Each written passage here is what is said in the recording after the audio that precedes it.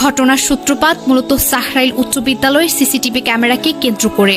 অষ্টম শ্রেণীর ছাত্রী মারিয়া এবং দশম শ্রেণীর ছাত্র আলিফের একটি আপত্তিকর মুহূর্ত বিদ্যালয়ের সিসি ক্যামেরায় ধরা পড়ে। শিক্ষা প্রতিষ্ঠানটি নিয়ম ও শৃঙ্খলা বজায় রাখার স্বার্থে চরম সিদ্ধান্ত নেয় এবং দুই শিক্ষার্থীর অভিভাবককে ডেকে এনে উভয়কেই টিসি দিয়ে বহিষ্কার করে। বহিষ্কারের পর মারিয়ার মা স্কুলে এসে মুচলেকা দিয়ে মেয়েটির ছাত্রত্ব বাঁচানোর জন্য আকুল আবেদন জানিয়েছিলেন, কিন্তু সেই দিন অর্থাৎ 15 জুন স্কুল ছুটির পর মারিয়া আর বাড়ি ফেরেনি।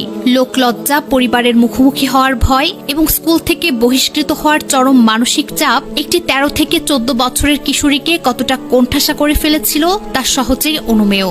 এই সামাজিক একাকিত্বই তাকে অপরাধীদের সহজ শিকারে পরিণত হওয়ার দিকে ঠেলে দিয়েছে বলে ধারণা করা যায়। নিখোঁজের কয়েকদিন পর জার্মিতা ইউনিয়নের একটি বাঁশঝাড় থেকে মারিয়ার দ্বিখণ্ডিত এবং একটি লাশ উদ্ধার করা হয়। বর্তমানে মারিয়ার নানা বাড়িতে আলিফকে আটকে রাখার পর সে পুলিশের হেফাজতে রয়েছে। এ জায়গায় আমাদের অত্যন্ত সতর্ক ও যৌক্তিক হওয়া প্রয়োজন। থানার ওসি স্পষ্ট জানিয়েছেন, আলিফের সম্পৃক্ততা এখনও নিশ্চিত নয়। সিসিটিভির ঘটনায় আলিফ নৈতিকভাবে বিদ্যালয়ের নিয়মের দৃষ্টিতে অপরাধী হতে পারে, কিন্তু একটি নৃশংস খুনের মাস্টারমাইন্ড সে কিনা তা সম্পূর্ণ তদন্ত সাপেক্ষ।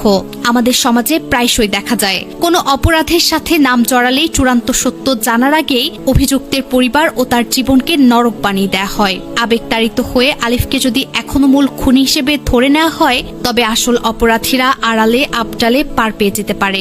আলিফ কিশোর অপরাধী হলে তার বিচার কিশোর আইনে হবে, কিন্তু প্রমাণ ছাড়া জনরোষ বা অন্ধ আবেগের বশবর্তী হয়ে তার জীবনকে ধ্বংসের মুখে ঠেলে দেওয়া কোনো সুস্থ সমাজের লক্ষণ নয়। আজ সামাজিক যোগাযোগ মাধ্যমে অনেক গল্প ঘুরছে। কেউ নিশ্চিতভাবে একজনকে দায়ী করছে, কেউ আবার অন্য তথ্য দিচ্ছে, কিন্তু বাস্তবতা হলো এখন পর্যন্ত সত্য জানে না সাধারণ মানুষ, সত্য জানে না মাহিয়ার পরিবারও।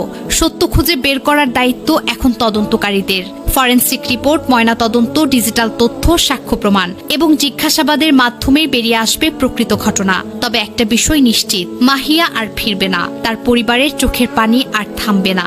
কিন্তু তারা অন্তত একটি উত্তর পাওয়ার অধিকার রাখে। মাহিয়া কেন বাড়ি থেকে বের হয়েছিল? 6 দিন সে কোথায় ছিল? কারা তার সঙ্গে ছিল? আর শেষ পর্যন্ত তার সঙ্গে আসলে কি ঘটেছিল? এই প্রশ্নগুলোর উত্তরই এখন পুরো এলাকার মানুষের সবচেয়ে বড় অপেক্ষা।